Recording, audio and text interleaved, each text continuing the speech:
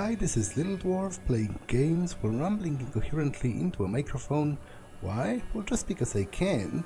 And this time I'll be playing Amnesia Rebirth blind.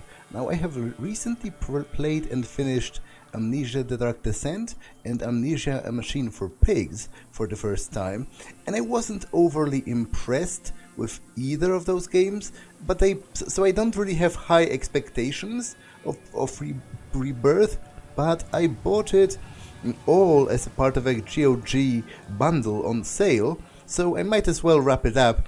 Maybe it'll surprise me in some way. Without further ado, let me start a new game. Game mode. You like horror and you are for a challenging story-driven experience.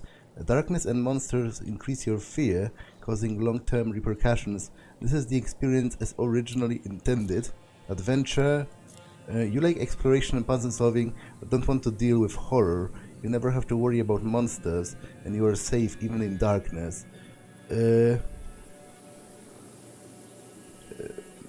No, I don't want that.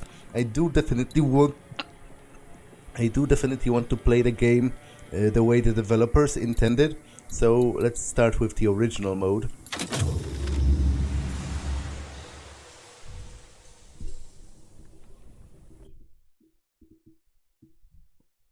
The game should not be played to win. Immerse yourself in the world and the story. Fear and darkness are your enemies.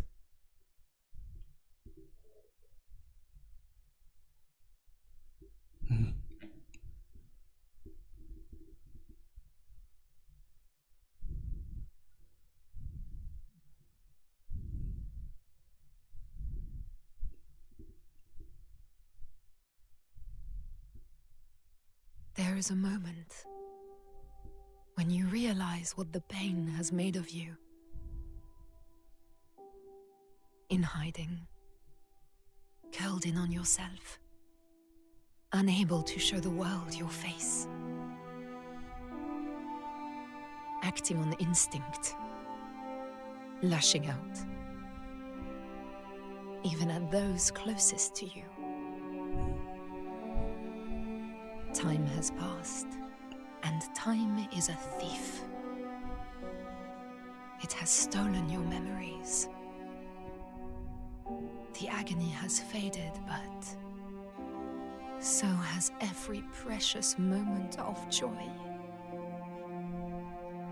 You have been hollowed out from the inside, and there's nothing left of the person you used to be. But you try. You try to remember how to smile. You try to remember how to love. And one day you crawl out from your hiding place and step back into the world. And then, every day, you do what you must to survive.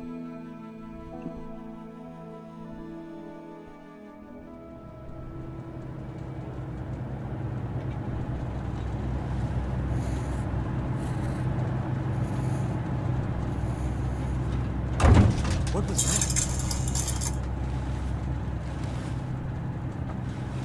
Nothing. Don't worry. Pretending it's not there won't make it go away. Salim, it's just turbulence. It'll settle down soon. Yes, I know. It's hard though. You know, your head tells you one thing, but your heart disagrees. Try to sleep. I couldn't. I keep imagining what might go wrong. I know someone who can help you. And who's that? Marka. Oh, I had no idea you brought him. I didn't want him to be lonely. I know, my heart. It's good for him to have an adventure, but he'll be glad when this journey's over, I think. He's had a hard life. And there's so much more to come. Alex? Sherry, him. Yasmin, get up here! Hello. Soldier, Algiers. Can anyone reach me? Mayday! Mayday! 223! Hey, hold on! Hold on!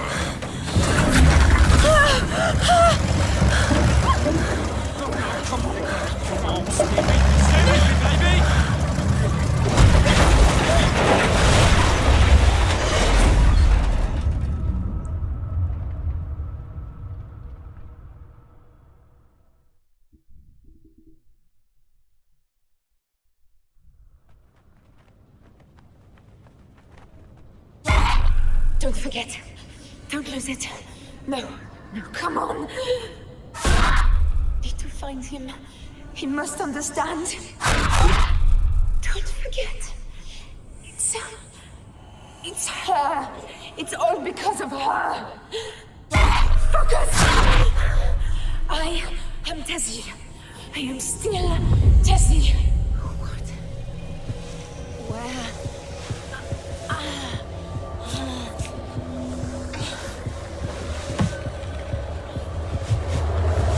Fight it. Don't give up.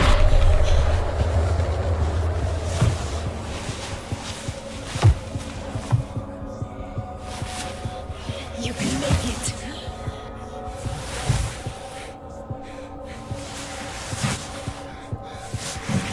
Don't forget. Don't lose us.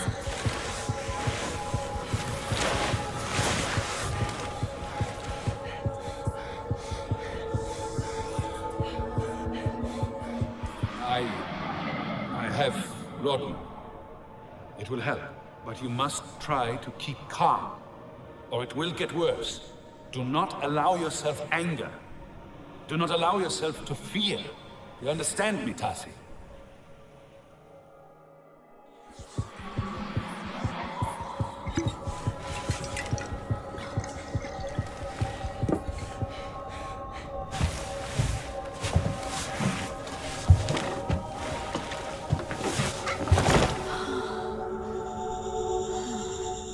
What happened? Where are they all? Oh, where's Salim? Okay, give me a second. I need to check the audio. It seems to me... Okay, there are no different sort of tabs, but it seems to me the dialogue is pretty quiet compared to like the ambient sounds. But I can't differentiate that, so I just have to stay with whatever audio mixing there is in the game natively. Now, I wanted to talk about two things from the intro. First of all, it's kind of an interesting... the monologue by the protagonist is kind of an interesting inversion of this idea that, time heals all wounds. Because she was talking about suffering some kind of a tragedy, and she was actually sad about the passage of time taking away her good memories as well. Like, she was like, sure, the pain is lessened after a while, but so are all of the good things that you remember about the past. And I feel like that might actually be very poignant, especially when connected with like a death of a loved one, because that person is gone, and after a longer while, sure, it might not hurt as much, but you also don't remember as much about that person and about everything nice and good that you shared with that person. So I just thought that was interesting. And another thing that was pretty interesting was the fact that when the plane was going down, it was very clear that we sort of like switched universes. There was this sometimes we were in a totally different place, which was like bluish and greenish, and there was like this lighthouse almost. Okay, let's grab this folder. I have to remember she will die. Find Salim.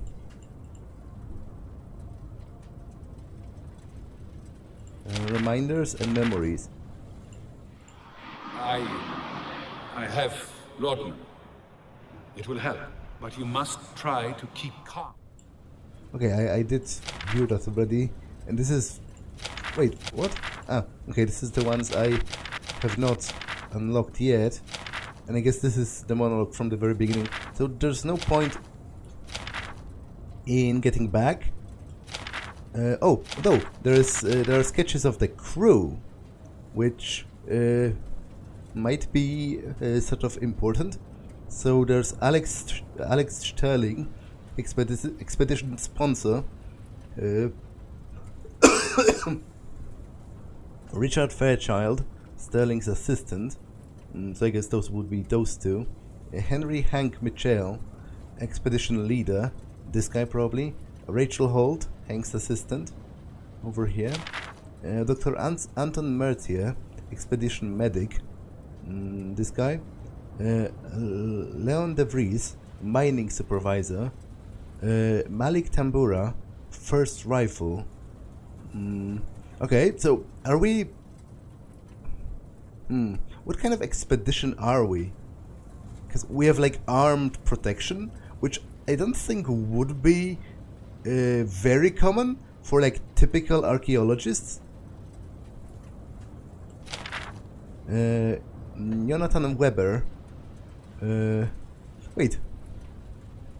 No, it was not Weber. In Amnesia The Dark Descent, there was a guy called Weiser, but that's a different name. Mining engineer. Eva Ritter, geologist. Lucas Ritter, second rifle. Nicolas Mason, pilot of the Cassandra. Yasmin Chabani, hostess. Salim Hanachi, third rifle. Tasi Trianon, engineering drafter. So that's me. Okay. My book. My handwriting. I don't remember. So it seems, once again, as is kind of tradition in the series, I do have the literal titular Amnesia, which, to be honest, I'm getting kind of tired of as a trope, especially if it turns out at the end that I somehow caused it myself. I wouldn't be very happy about that.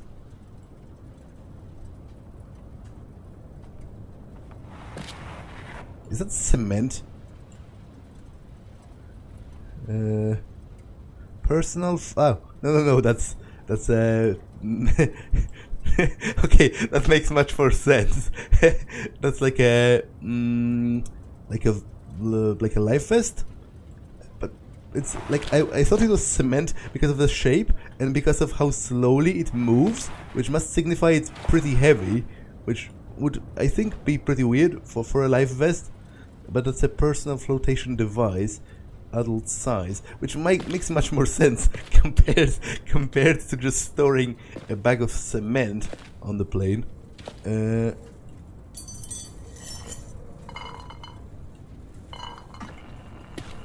Ritter, Mr. Hanechi. Doctor. Hello? That's Are you there?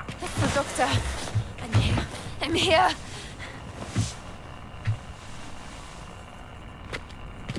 Crew of the Cassandra. Sterling and Anyone hear Company, me? transoceanic shipping. This is Dr. Metzia. Mrs. Ritter. Salim. Is anyone there? Chocolate. Crew of the Cassandra. Please respond. Triple Crown Mining. Okay, so Found help. I am here with Yasmin. Answer, please. Hello. This is Tasi. Eva. Can anyone hear me? Useless.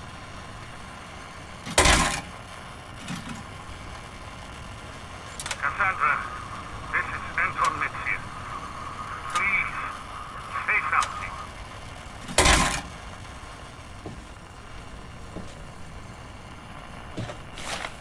I must save the battery. This is flight Dr. plan. Metzia. Passengers I will try again 12. later. Crew 2. Plane Cassandra. Owner Sterling Shipping, London, Great Britain. Model Douglas DC-3. Call sign Cassandra. Pilot Nicolas Mason. Flight time and date March the 3rd, 1937. Flight route French Sudan via Insala, Algeria. Estimated flight time 1.5 hours. What's leg 1? I guess that's the first That's the first like part of the trip, I guess. Because maybe I guess maybe we have to make stops for like refueling or whatever. The door's broken. There was a handle, I think, before. Cockpit door handle. Okay, I'm glad about the return of the inventory. I really think it was kind of stupid I can't breathe. to excise the inventory I'm going to roast. from the machine for pigs. It really made the game feel dumbed down. Life raft release.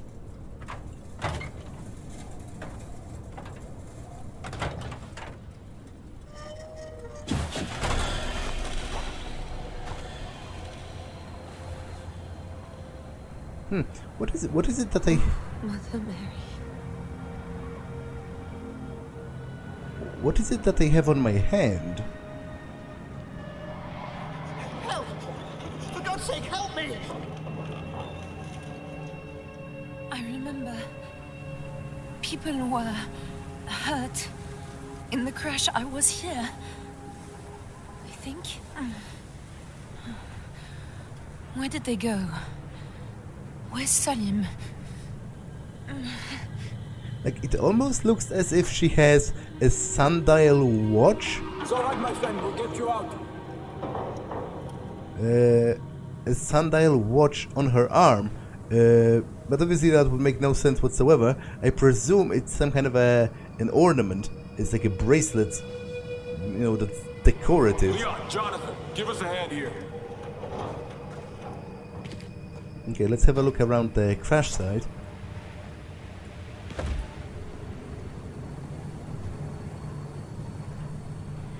In my case, left side, bandages, quickly.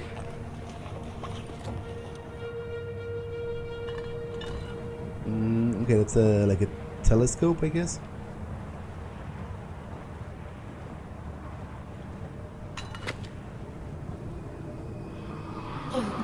No, Rachel! And cameras.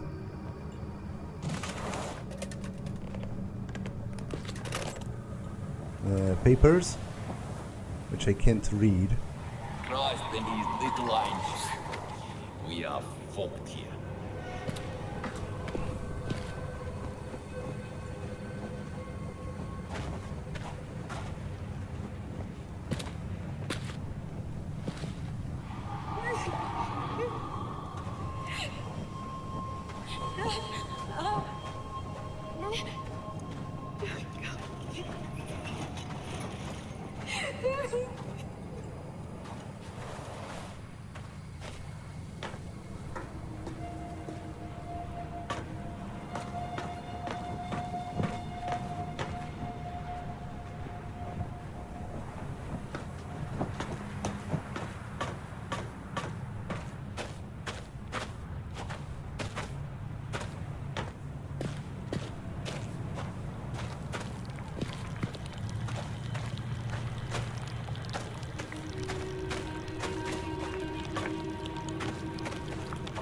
To fry out here. Staying in direct sunlight is a bad idea. Try to keep to the shade. Yeah, you probably would get sunstroke pretty quick. Walking, you know, bareheaded and dehydrated from the crash in the desert.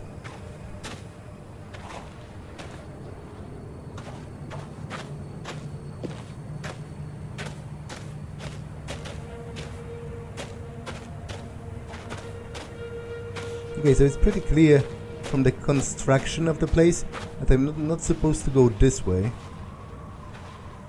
but rather this way.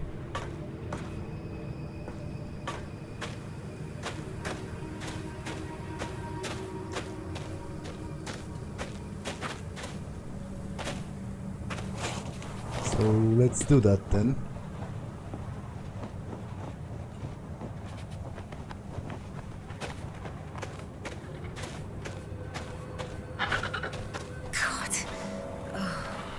blood. That's some innards.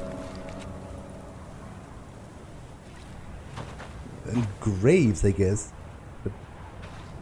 But that, I doubt those are graves of the people who have died. So how long could I have been in the plane on my own? Wait, Hank. We've no choice. We need to get them to shelter. I know.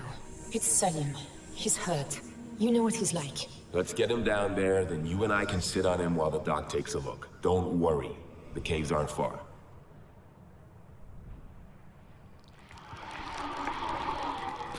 Caves.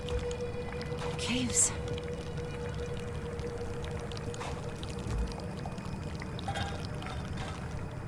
Yeah, so once again, as is often the case in this game, in this series, I have a feeling like I have taken part in those, because how can I remember things that I have never taken part in the first place? So it might be that I actually did a bunch of stuff and then somehow ended up back at the plane afterwards with my memory gone.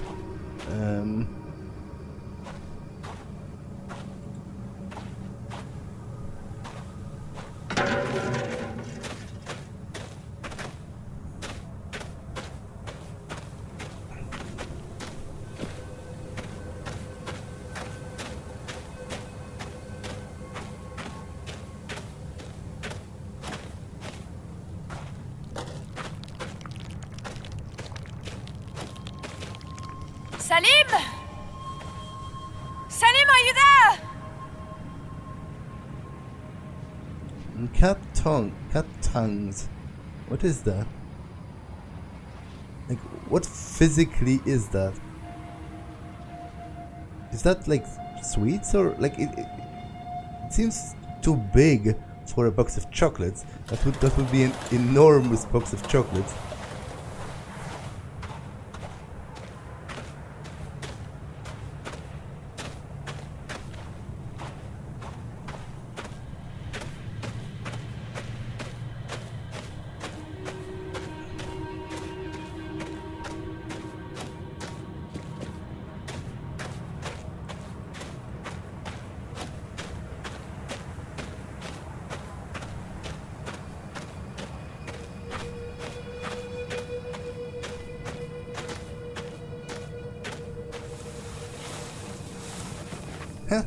That's cool.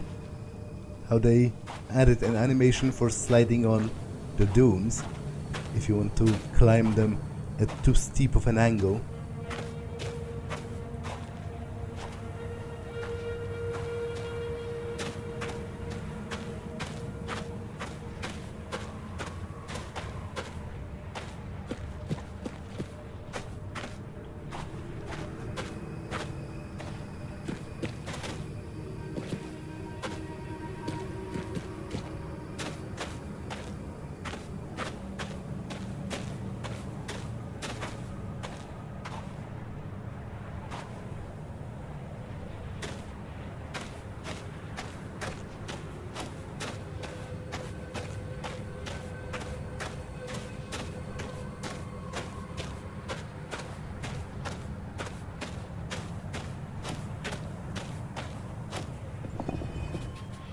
But it's good, isn't it?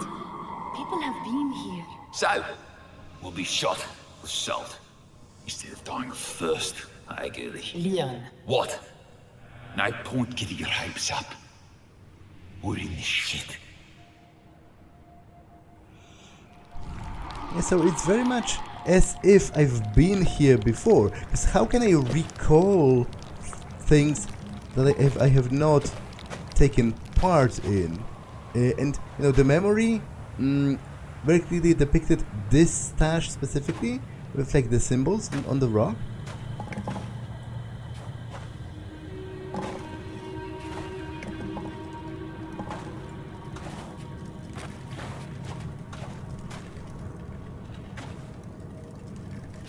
Okay, I don't think I'm going to need any of this unless I need to like gather water. Oh, there is a cave. Oh, thank God. Yeah, I wouldn't be, you know, so optimistic.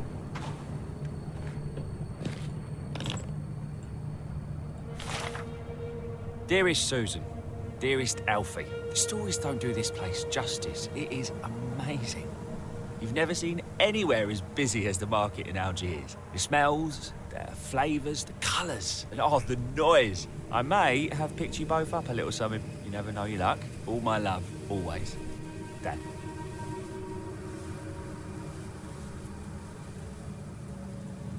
Okay. All notices you've come across are stored in your journal. You can access them by pressing N. Okay.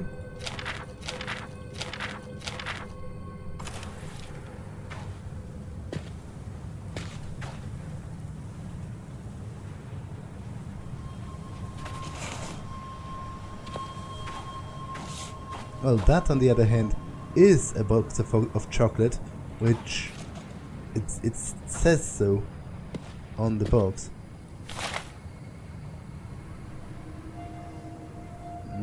Rachel Holt, Chief People Wrangler, papers, travel from Croydon Airport, breath of fresh air, must thank C for suggesting her. On top of everything, much better at it than me. Need to give her a bit of time to get the grips with the local scenery, but a very promising start. Hopefully she can be a permanent fixture for future trips. Rachel? Yeah, she organized those lectures in London, and Charlie back at the Institute recommended her. Got a good head on her. I like her. No, don't you give me that look. Okay, so let's go in the cave then.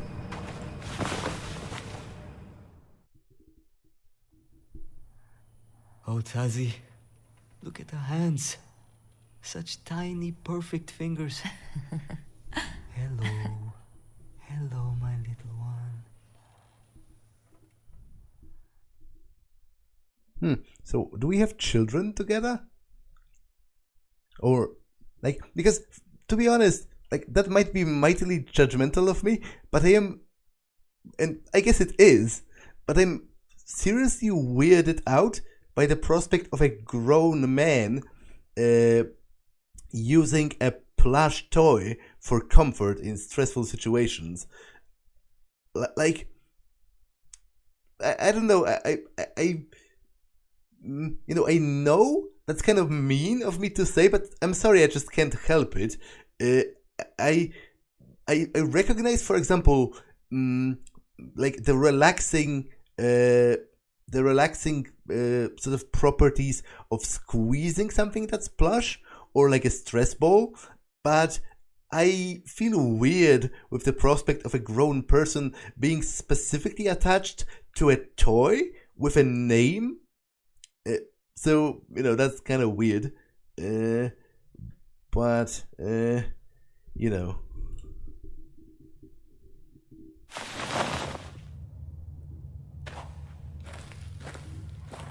It's all right.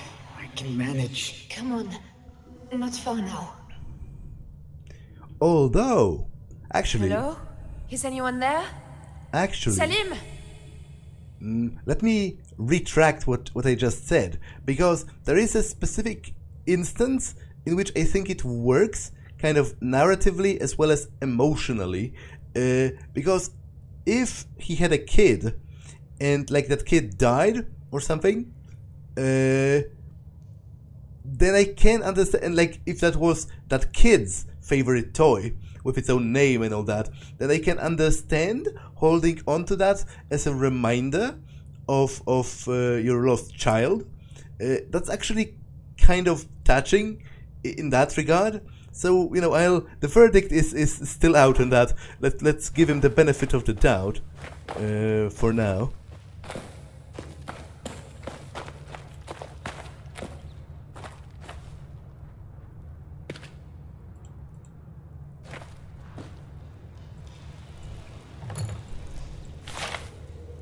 This is us. Salim and me. I brought this here. Salim and Tasi, August 33rd.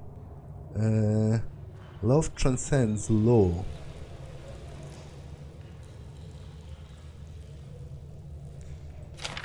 What is it? I had something to say to you. A whole speech, something poetic, but... You don't need to say anything. I know, it's just... I never thought this would happen. Any of this. You and me, I would never have imagined it. Salim, there is no one I would rather spend my time with. Really? Really? Stop worrying. I'm in love with you, you idiot. You are my heart, Tasi Trianon. I said no poetry.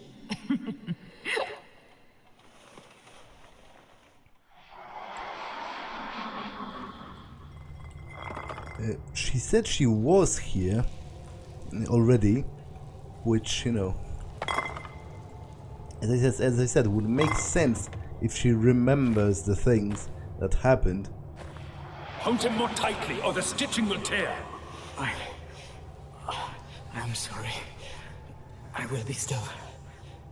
Salim, I have you. I have you.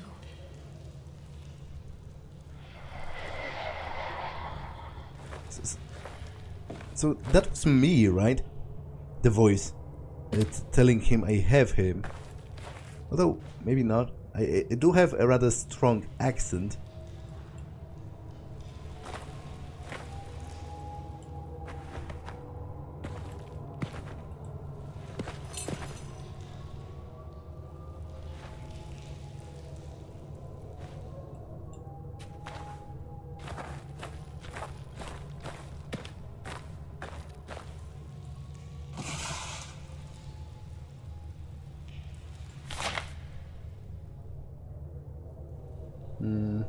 Okay, so there's a route through Algeria. There's like some spots marked and a question mark as well.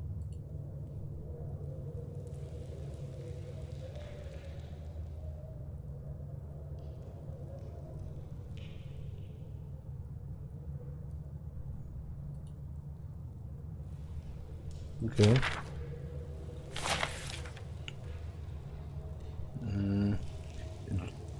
Henry Mitchell, expedition leader.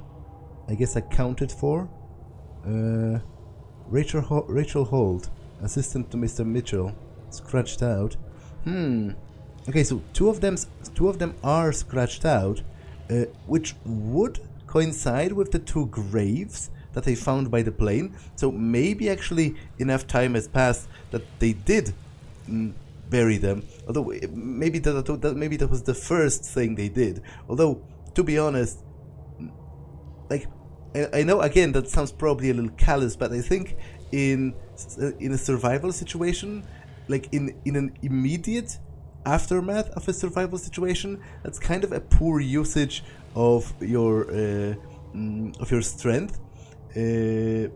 Although again, I guess there is an argument to be made about like hygienic reasons for burying bodies. You don't want to have decomposing bodies around. Yeah, but everyone else is accounted for, I guess. Am I on this list? Tasi Trianon, engineering drafter. I am. So, yeah, I must have been here with them. Where did they all go? Previously. Portable radio transmitter. Assume 10 to 9 people, 2 days water, 1 day's food. Rope, 3 rifles, 1 lantern, 4 boxes of matches, paper, kindling for fire, fuel, blankets, medicinal kit, needle and thread, ether, ammonium, iodine, laudanum, gauze, burn treatment, eye dressing, adhesive compress, pair scissors, scalpel blades, compass.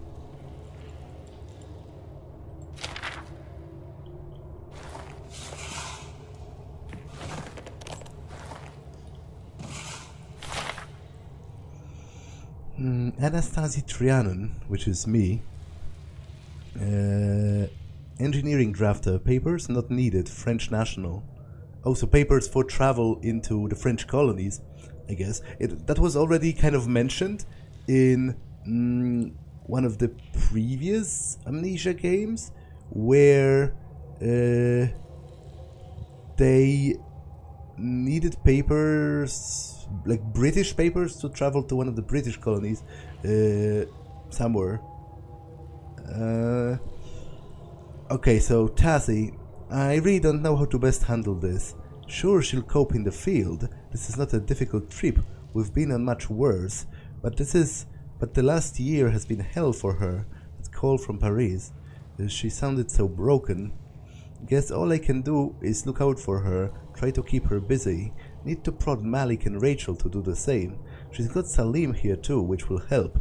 I really hope this is what she needs, that it can start mending things for her, for both of them. Yeah, both of them? So I guess maybe we did lose a kid.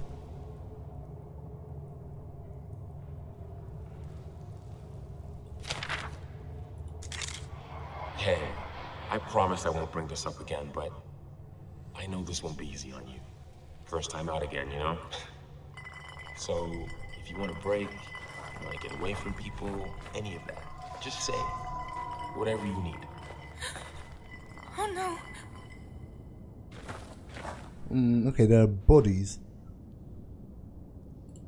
Cold. Oh shit. Ava. You are Ava. Oh, I'm so sorry. Use matches to light lamps.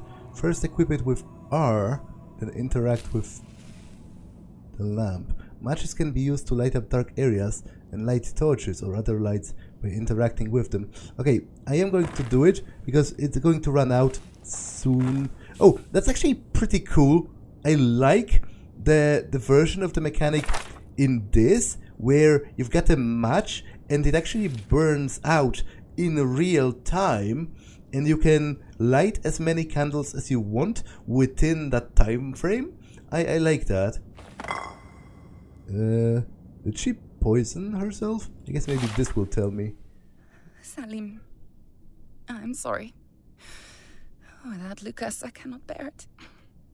The rest of you, this is not Salim's fault. I am of sound mind. Eva Ritter.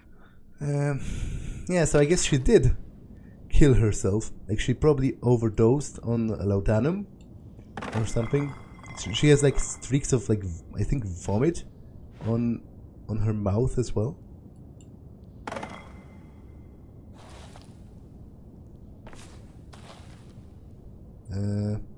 Okay, Bible,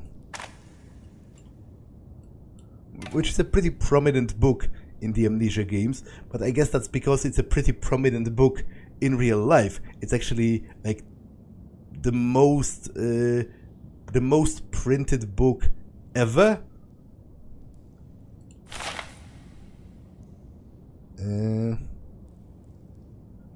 Okay, this is all in German, which unfortunately I can't read German, so this means nothing to me. I will, however, after playing, look out the translation for this and put it in the description.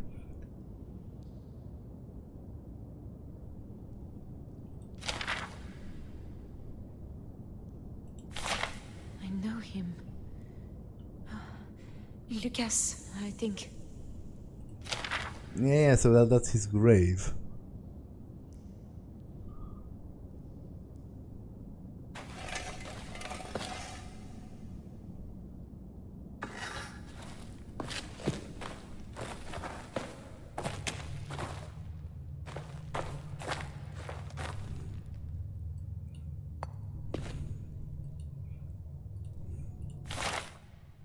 To those who follow, I am Salim Hanachi. I crashed with the crew of the Cassandra on March 3rd, 1937. I and others were injured.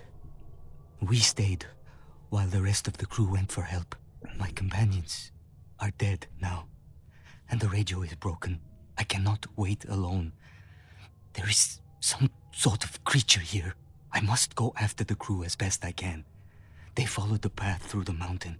I will leave signs. Tasi, if I do not find you, and by some chance you are reading this, know that you are my heart. Okay. Why couldn't you wait? I'll find you. I promise.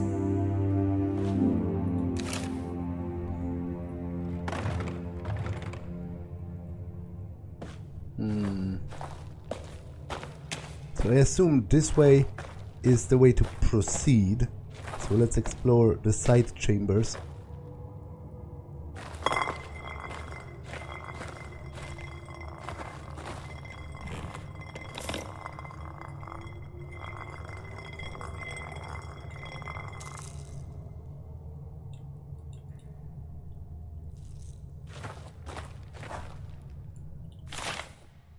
My darling Amanda, by now you'll know about the crash.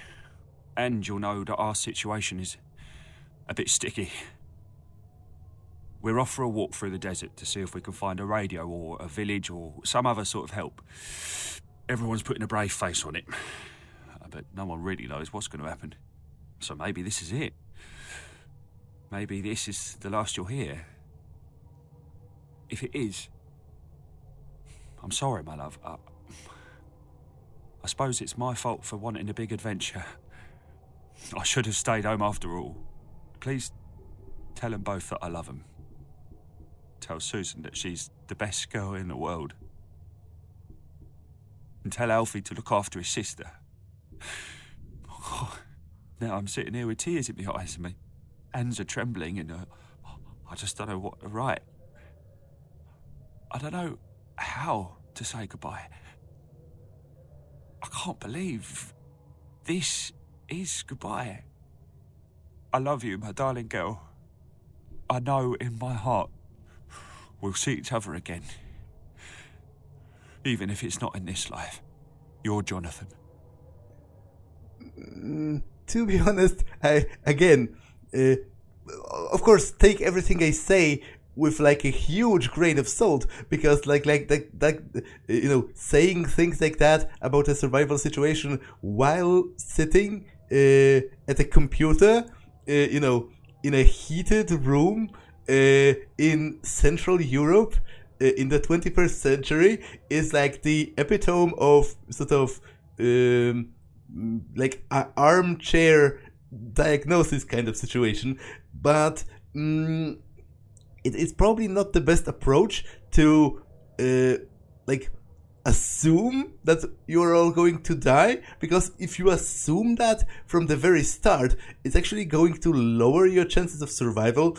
It has been proven scientifically that your attitude towards your own chances actually impacts your own chances. That's basically how placebo works, among other things. The fact that you believe it's going to help causes it to help in some limited capacity. So if you believe you're going to get better, you're actually more likely to get better. And conversely, if you set out from the start with the belief that everyone is going to die, then you're not going to do your best. Even like subconsciously, it's going to impact your ability to try and stay alive. And to be honest, I would say with only 2 people dying in the crash, they got off pretty well. And they had a lot of supplies, I imagine. If they went for some kind of a mining expedition, I imagine they had a lot of supplies that had to do with survival, specifically, in hot climate. So I wouldn't say it was that hopeless.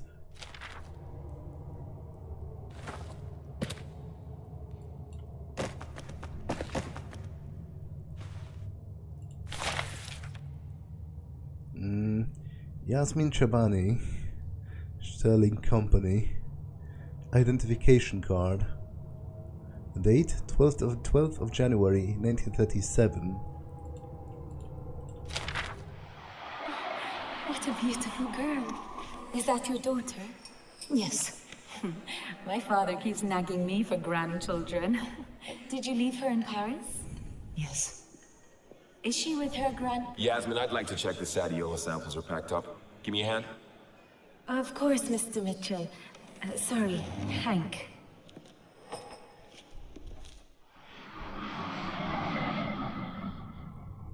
Yeah, the way Tasi said it and all of the other things I've sort of read so far make me strongly convinced that her daughter is dead. Algeria continued. The colonization of Algeria was rendered difficult by the presence of a native population which already had its own civilization and was nomad and warlike in its instincts. The start was made in the region of the Tell, and then the mountains and high plateau lands were taken in hand. There has been a spontaneous flow of Italian and Spanish immigration, and a system of land grants and other concessions have attracted large numbers of immigrants from the south of France who had settled down well in the country. Between 1904 and 1914, 206,000 hectares of land had been settled, of which 91,200 were free grants. Mines. The country is rich with minerals, which however have not been thoroughly exploited.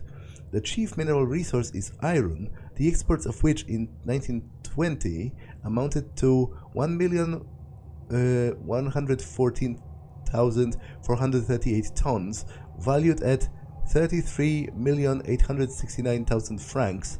There are large phosphate deposits in the Constantine province, which exported 334,704 tons in 1920 to a value of 18 million francs.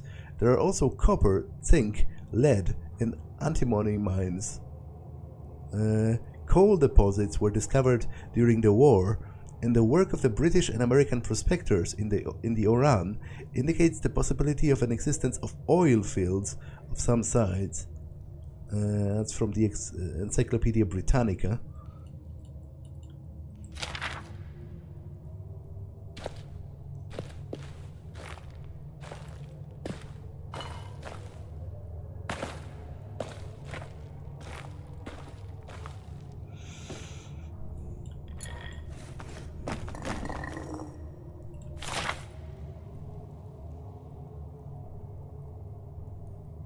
Alex and Richard, October 36.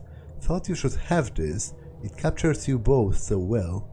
GX.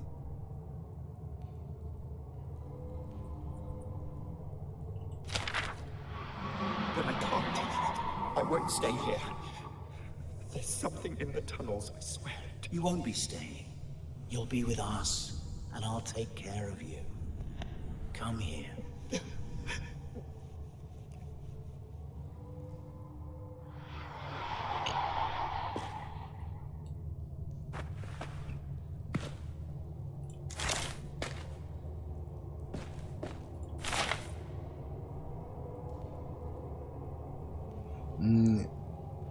Okay, so that's a plan of a mine project. Client, Triple Crown Mining Company. Draftsman, Tasi Trianon. Engineer, Jonathan Weber. Date, March 1937. So I guess we're simply a mining, like we're a group of excavators to establish the possibility of extracting resources from a given plot of land, I guess.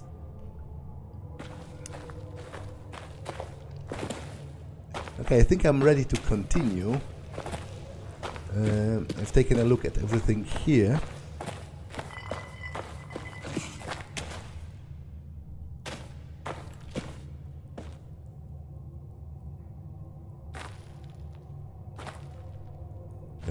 But this episode has been long enough, so I'm going to pause it here. That's all for this one, and I will see you in the next one. Bye.